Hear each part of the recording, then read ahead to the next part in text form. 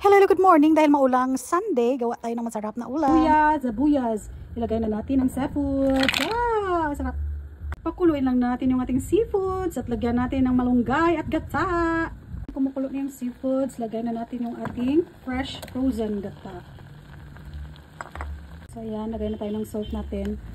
Konti lang kasi manamis-tamis at masarap yung ating gata.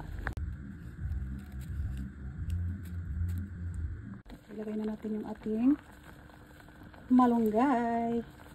Sarap. So there you go. Our seafoods ginataan with healthy malunggay, the powerful vegetable in the universe.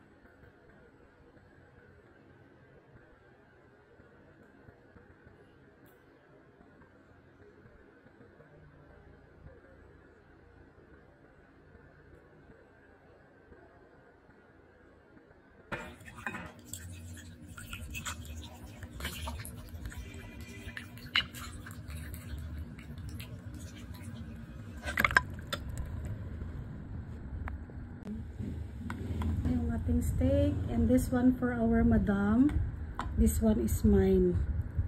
Okay, give na natin yan sa kanya. Ito yung atin lang konti kasi meron tayong seafoods vegetable. Yeah, so perfect. Look at that. Oh, you can see the redness of the steak. Perfect.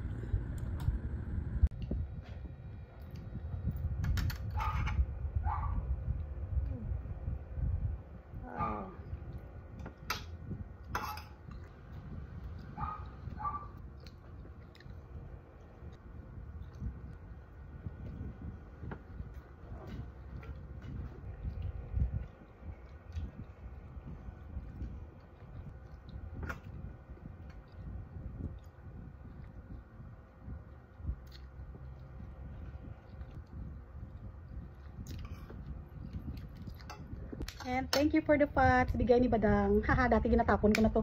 And now, as pot burner, the best. Try ka dai. Yan na namit. You can taste the real beef.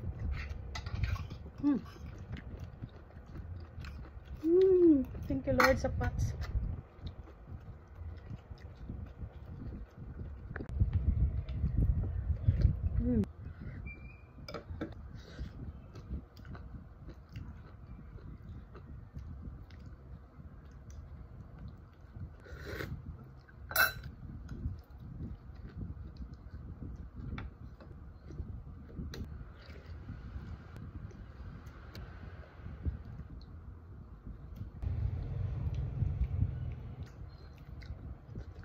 Fans club ko, dyan na naman oh.